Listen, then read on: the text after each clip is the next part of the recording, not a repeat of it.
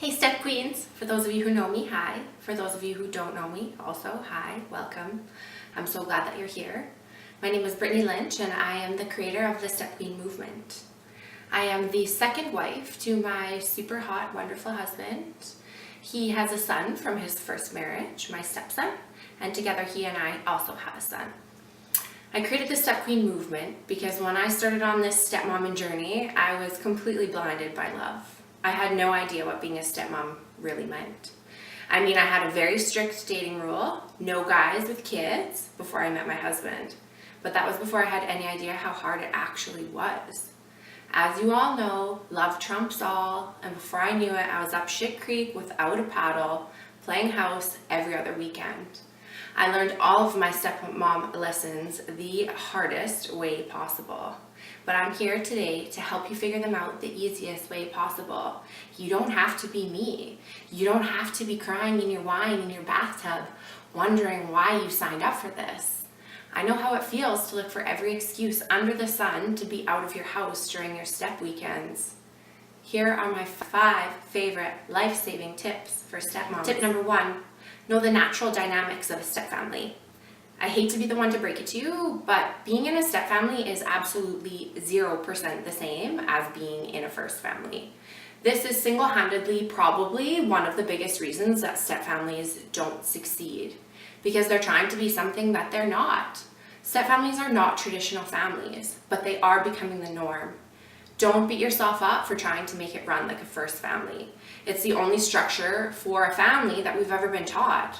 You know, we've grown up believing that the key to happiness comes from having 2.2 kids, paying our taxes, and painting our picket fences white. It's only natural to try and make our households run this way. But the good news is that by learning what it means to be a stepfamily, you can learn to function like one. Don't blame your husband, he's doing the best he can. Don't blame your stepkids, they're still mourning the loss of their family, no matter how long it's been. And I know this one is tough for a lot of you, but please don't blame your husband's ex-wife. She's battling with her own demons, and it's not our place to judge her pain. The people who make up the stepfamily are not the problem. The challenges lie within the actual dynamic of the stepfamily.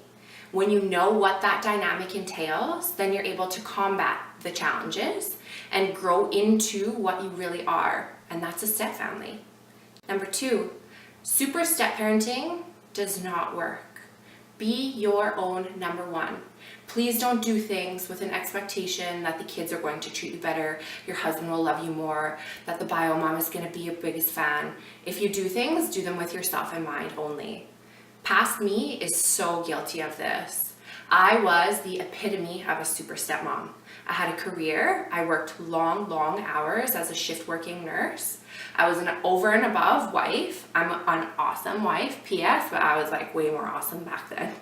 I was also, and still am, a homemaker, a cook, a cleaning lady, and also the hardest thing of all is I was still a part-time stepmom. When my stepson would come for his weekends, I'd go over and above what I had in me to create this amazing place that he loved to come to. I'd clean his room spotless, and he would destroy it 37 seconds later. I would slave over new recipes that were super healthy and homemade, and he'd push his plate away in disgust, saying how awful it was.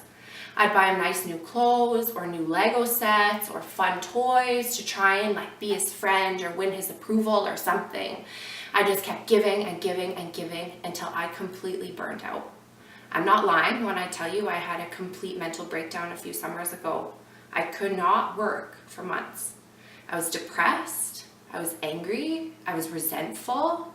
I had no idea why I was giving so much of myself to a kid and to his mom and to my husband when my stepson wouldn't even say hello to me when he walked into my house, let alone say thank you for the nice things I was doing for him. I was trying to win him over, but by doing that, I was completely sacrificing myself.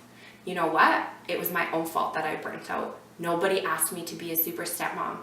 I did it all on my own, looking for validation, either from my husband or from my stepson. I needed somebody to tell me that I was in the right place because I didn't believe that I was in the right place. The moment I stopped trying to be all things to all people, the moment I looked inside of myself and started trying to make my own self happy, the day I buried super stepmom in the backyard and remembered who I was, everything changed. Number 3, you and your partner decide together on household rules and then present them to the kids. There's a lot of discontent within stepfamily home walls because the stepmom steps up and becomes maid, cook, career woman, overnight parent. You're not the only one who lives in the house, so you shouldn't be the only one who tries to keep it running. Have a real honest conversation with your husband about what age-appropriate contributions your kids should have. Talk about meal times, manners, bedtime, screen time, whatever it is that keeps the wheels turning in your house. Decide what parts everyone is going to play. Write them out and present them to the kids during a family meeting. That way there's no negotiating. The kids are allowed to have a say, but remember, you're the heads of the household. They don't get veto power. Remind your husband that, listen to that again, remind this to your husband. You are the heads of the household. Just because you're not a mom doesn't mean you're not the female head of the household. Be clear about these expectations. Post them on the refrigerator. You can't give somebody a ticket for driving 55 in a 30 zone if the speed limit wasn't posted. The same applies for not being able to be upset with kids for not unloading the dishwasher when they don't know that it's their job. Number 4, stepmoms, do not discipline unless you have agreed on a household structure. This kind of goes with the last point, number 3, but as a step-parent, unfortunately, it's not your direct place to discipline. I'll be writing a blog post on discipline in the future. You can go to my site at www.stepqueen.com or follow me on Instagram or Twitter at @thestepqueen to stay updated on when this post comes out. I really believe discipline is lacking in today's parenting. Don't get me wrong. I'm not saying your kids shouldn't be disciplined. I'm saying as a stepmom, it's not your place. Part-time parents suffer from a lot of guilt that their families didn't work out, so they don't want to lose the love of their kids by being too harsh. Unfortunately, discipline equals love. Kids need structure. Kids need guidance. They need adults to teach them how to be adults, not adults to create another generation of Peter Pans.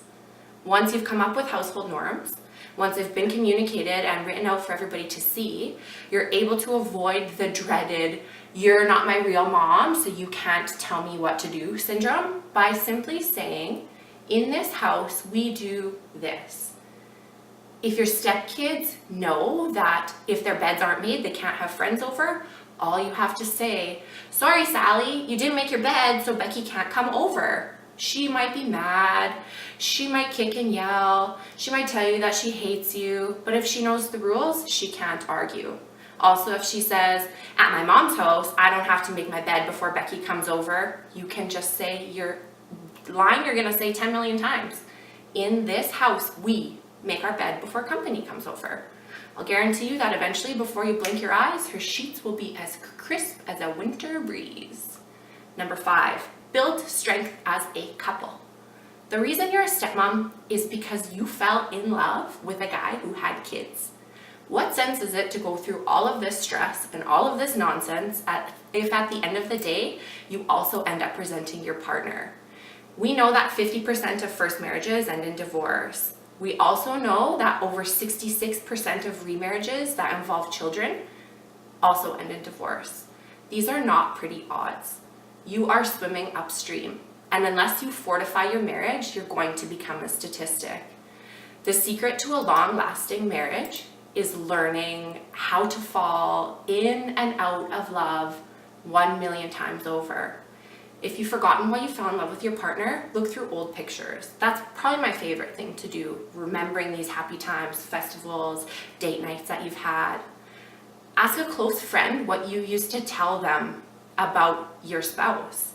Recreate date nights, plan a surprise, do something to put the spark back in your marriage.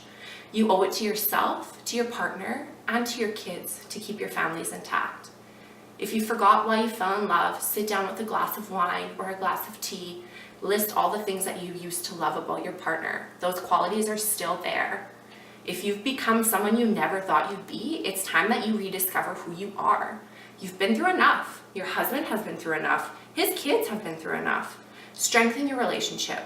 Prioritize it above all else other than yourself. You are first. Your relationship is second. Kids are third. Your rewards will be worth their weight in gold. Now, Step Queen, I know I've left you with a lot to think about. This path to stepmotherhood is not easy, but I promise you it can be so worth it if you put in the work. So to recap my 5 favorite life-saving tips for stepmoms, they are: 1, be familiar with stepfamily dynamics. 2, don't be a super step-parent. 3, you and your partner decide on household rules and then present them to the kids. Remember, they get a vote, but not a veto. 4, don't discipline unless the rules in your household have been clearly defined. Even then, step lightly and lead with, in this house, we, ... And finally, number 5, fortify the shit out of your relationship. If you like what I had to say today and want to hear more, don't forget to subscribe to my channel. Make sure you press like, share, comment, tell a friend who also is a step queen and doesn't know that she's a step queen. Let me know what parts you loved, what parts didn't work for you. I'm not above saying this, but the more time you like or share my pages, the higher I'm going to rank on Google, and the more step queens can join our tribe. I'm on Instagram, Facebook, and Twitter at The Step Queen, all one word. But I'm on Instagram the most if you want to get to know me in real life. You can find my blog, contact info, and free e-guides at www.stepqueen.com. Thank you for tuning in today, and I can't wait until the next time we meet. Remember, you are not a wicked step monster. You are a step queen.